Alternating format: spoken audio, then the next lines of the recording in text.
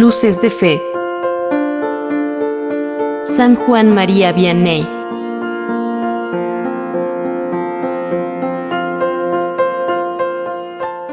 Uno de los santos más populares en los últimos tiempos ha sido San Juan María Vianney, llamado Santo Cura de Ars. En él se ha cumplido lo que dijo San Juan Pablo II: Dios ha escogido lo que no vale a los ojos del mundo, para confundir a los grandes. Es el patrono de todos los presbíteros de la Iglesia Católica. Era un campesino de mente rústica, nacido en Dardilly, Francia, el 8 de mayo de 1786. Durante su infancia estalló la Revolución Francesa, que persiguió ferozmente a la religión católica, así que él y su familia, para poder asistir a misa, tenían que hacerlo en celebraciones hechas a escondidas, donde los agentes del gobierno no se dieran cuenta, porque había pena de muerte para los que se atrevieran a practicar en público su religión. La primera comunión la hizo Juan María a los 13 años, en una celebración nocturna, a escondidas, en un pajar, a donde los campesinos llegaban con bultos de pasto, simulando que iban a alimentar sus ganados. Pero el objeto de su viaje era asistir a la Santa Misa que celebraba un sacerdote, con grave peligro de muerte, si los sorprendían las autoridades. Juan María deseaba ser sacerdote, pero a su padre no le interesaba perder este buen obrero que le cuidaba sus ovejas y le trabajaba en el campo. Además, no era fácil conseguir seminarios en esos tiempos tan difíciles, y como estaban en guerra, Napoleón mandó reclutar todos los muchachos mayores de 17 años y llevarlos al ejército, y uno de los reclutados fue Juan María Vianney. Se lo llevaron para el cuartel, pero por el camino, por entrar a una iglesia a rezar, se perdió del grupo. Volvió a presentarse, pero en el viaje se enfermó y lo llevaron una noche al hospital, y cuando al día siguiente se repuso ya los demás se habían ido. Lo siguió y después de mucho caminar se dio cuenta de que el otro era un desertor que huía del ejército, y que se encontraban totalmente lejos del batallón. Las autoridades le ordenaron que se fuera por su cuenta a alcanzar a los otros, pero se encontró con un hombre que le dijo: «Sígame, que yo lo llevaré a donde debe ir». Y al llegar a un pueblo, Juan María se fue a donde el alcalde a contarle su caso. La ley ordenaba pena de muerte a quien desertara del ejército, pero el alcalde, que era muy bondadoso, escondió al joven en su casa y lo puso a dormir en un pajar. Y así estuvo trabajando escondido por bastante tiempo, cambiándose de nombre y escondiéndose muy hondo entre el pasto seco, cada vez que pasaban por allí grupos del ejército. Al fin, en 1810, cuando Juan llevaba 14 meses de desertor, el emperador Napoleón dio un decreto perdonando la culpa a todos los que se habían fugado del ejército, y Vianney pudo volver otra vez a su hogar. Trató de ir a estudiar al seminario, pero su intelecto era romo y duro, y no lograba aprender nada. Los profesores exclamaban: «Es muy buena persona, pero no sirve para estudiante, no se le queda nada», y lo echaron. Se fue en peregrinación de muchos días hasta la tumba de San Francisco Regis, viajando de limosna, para pedirle a ese santo su ayuda para poder estudiar. Con la peregrinación no logró volverse más inteligente, pero adquirió valor para no dejarse desanimar por las dificultades. El año siguiente, recibió el sacramento de la confirmación, que le confirió todavía mayor fuerza para la lucha.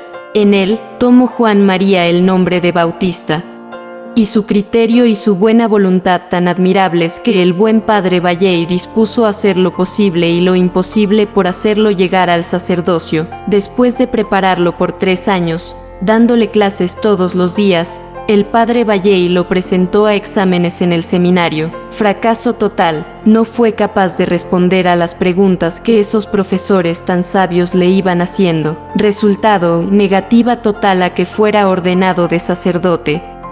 El padre Valley lo siguió instruyendo y lo llevó a donde sacerdotes santos y les pidió que examinaran si este joven estaba preparado para ser un buen sacerdote.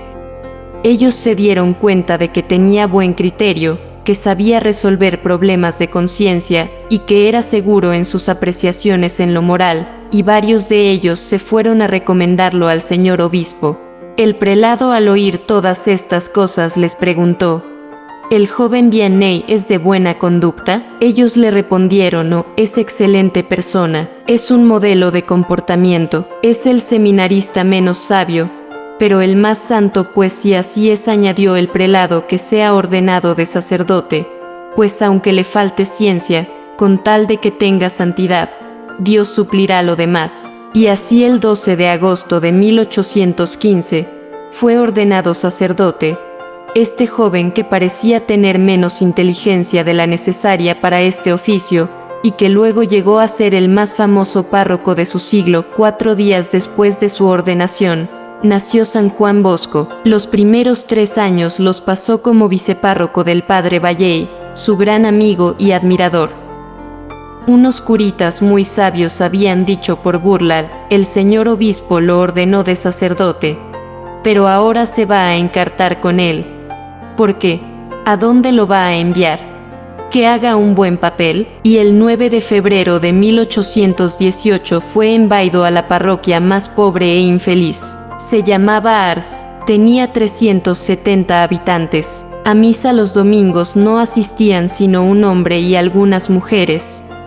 Su antecesor dejó escrito: las gentes de esta parroquia, en lo único en que se diferencian de los ancianos, es en que están bautizadas. El pueblucho estaba lleno de cantinas y de bailaderos. Allí estará Juan Vianney de párroco durante 41 años, hasta su muerte, y lo transformará todo. El nuevo cura párroco de Ars se propuso un método triple para cambiar a las gentes de su desarrapada parroquia: rezar mucho, sacrificarse lo más posible, y hablar fuerte y duro.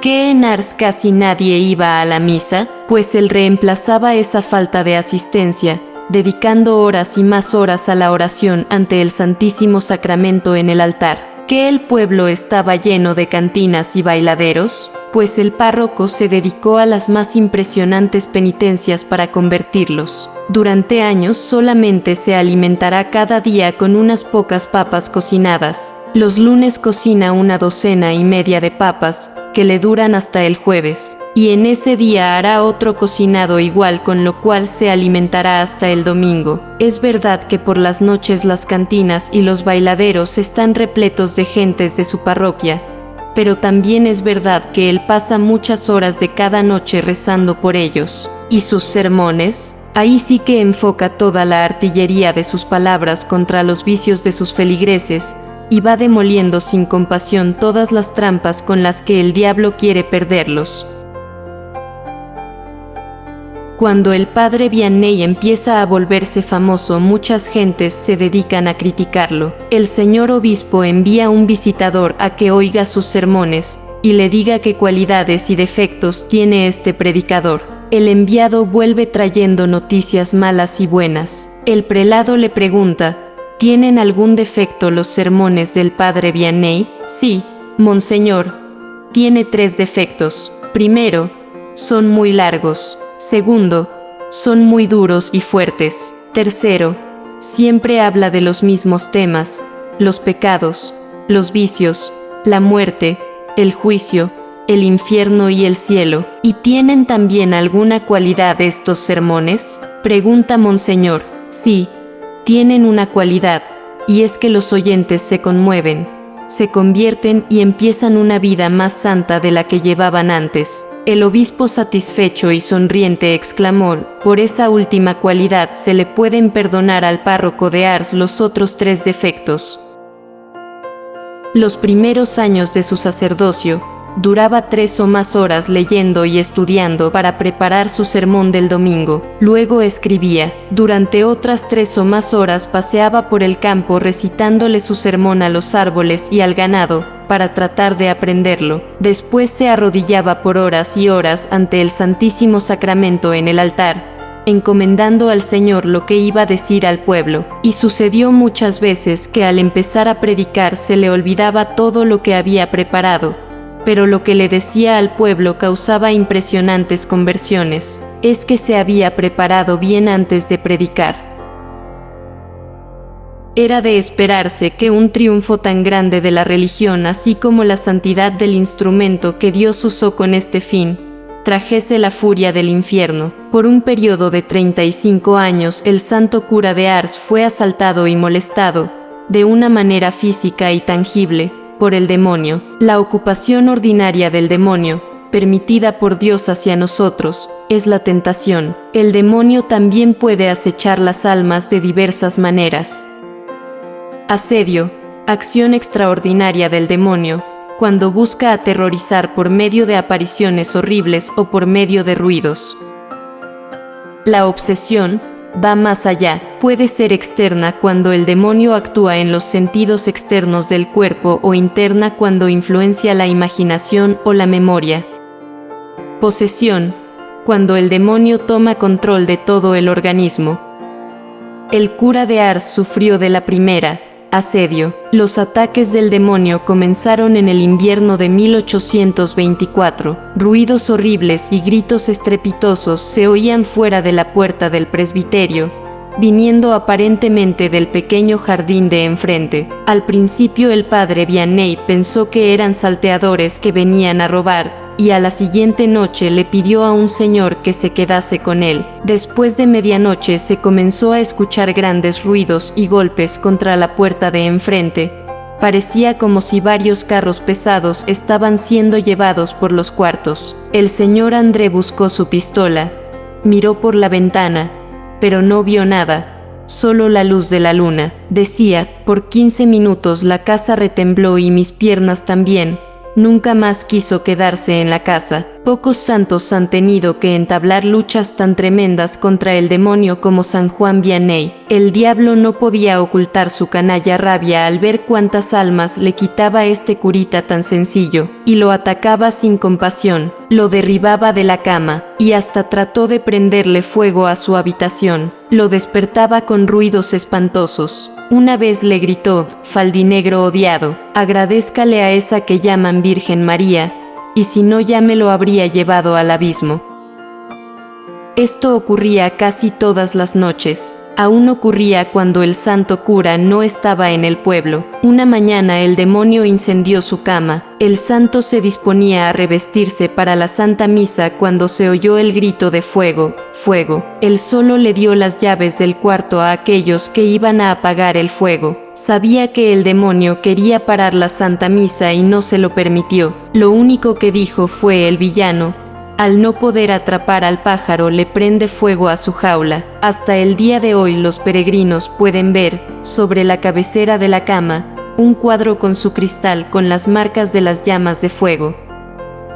El demonio por espacio de horas haría ruidos como de cristal, o silbidos o ruidos de caballo y hasta gritaba debajo de la ventana del santo: Vianney, Vianney, come papas. El propósito de todo esto era el de no dejar dormir al santo cura para que se cansara y no pudiese estar horas en el confesionario, donde le arrancaba muchas almas de sus garras. Pero para el 1845 estos ataques cesaron casi por completo. La constancia de nuestro santo ante estas pruebas fue recompensada por el Señor con un poder extraordinario que le concedió de expulsar demonios de las personas poseídas. El santo sacerdote se puede decir que pasó su vida en una continua batalla con el pecado a través de su trabajo en el confesionario. El gran milagro de Ars era el confesionario. Miles de personas acudían al pueblo de Ars para ver al santo cura, pero especialmente para confesarse con él. Un día en una misión en un pueblo, varios sacerdotes jóvenes dijeron que eso de las apariciones del demonio eran puros cuentos del padre Vianney. El párroco los invitó a que fueran a dormir en el dormitorio donde iba a pasar la noche el famoso padrecito, y cuando empezaron los tremendos ruidos y los espantos diabólicos, salieron todos huyendo en pijama hacia el patio, y no se atrevieron a volver a entrar al dormitorio ni a volver a burlarse del santo cura. Pero él lo tomaba con toda calma y con humor y decía: con el patas hemos tenido ya tantos encuentros que ahora parecemos dos compinches. Pero no dejaba de quitarle almas y más almas al maldito Satanás.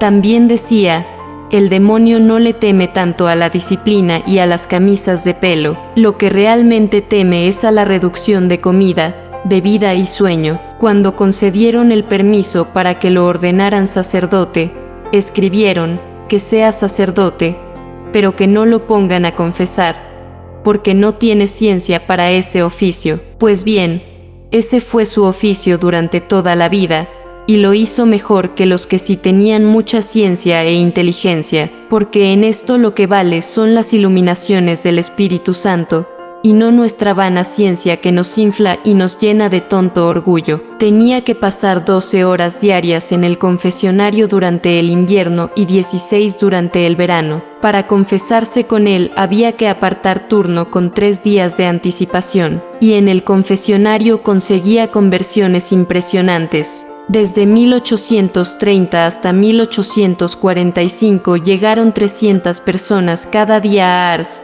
de distintas regiones de Francia, a confesarse con el humilde sacerdote Vianney. El último año de su vida los peregrinos que llegaron a Ars fueron 100.000. Junto a la casa cural había varios hoteles donde se hospedaban los que iban a confesarse. A las 12 de la noche se levantaba el santo sacerdote, luego hacía sonar la campana de la torre, abría la iglesia y empezaba a confesar. A esa hora ya la fila de penitentes era de más de 1 cuadra de larga. De 8 a 11 confesaba mujeres. A las 11 daba una clase de catecismo para todas las personas que estuvieran ahí en el templo. Eran palabras muy sencillas que le hacían inmenso bien a los oyentes. A las 12 iba a tomarse un ligerísimo almuerzo. Se bañaba, se afeitaba y se iba a visitar un instituto para jóvenes pobres que él costeaba con las limosnas que la gente había traído. Por la calle la gente lo rodeaba con gran veneración y le hacían consultas.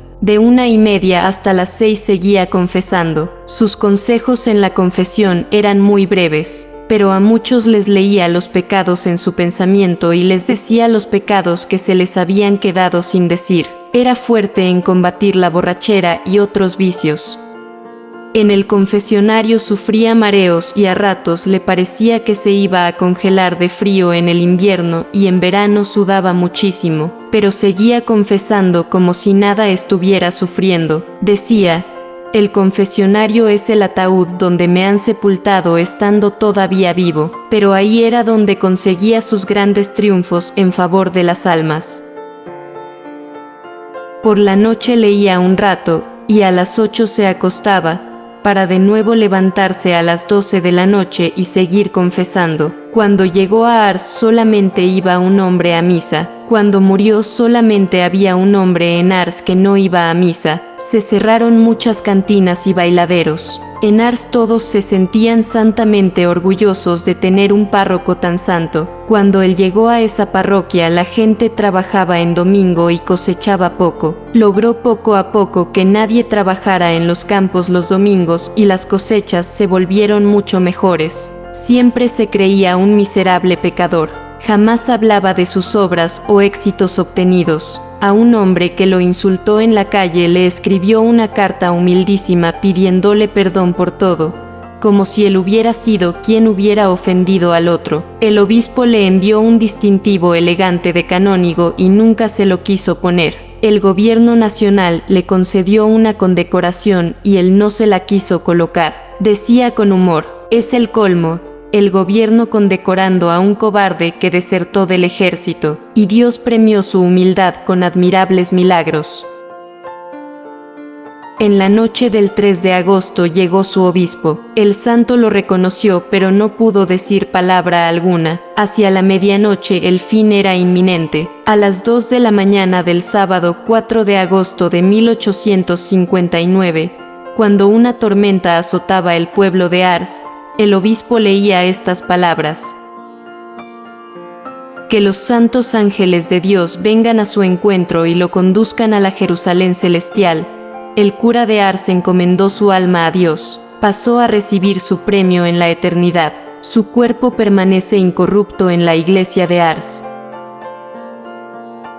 Fue beatificado el 8 de enero de 1905 por el Papa San Pío X y canonizado por Pío XI el 31 de mayo de 1925. En presencia de una gran multitud, el Papa Pío XI pronunció la solemne sentencia: nosotros declaramos a Juan María Bautista Vianney que sea santo y sea inscrito en el catálogo de los santos. La oración, según el santo cura de Ars.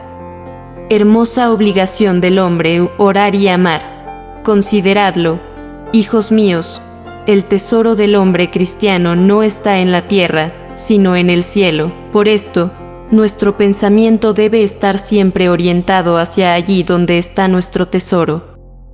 El hombre tiene un hermoso deber y obligación, orar y amar. Si oráis y amáis, habréis hallado la felicidad en este mundo.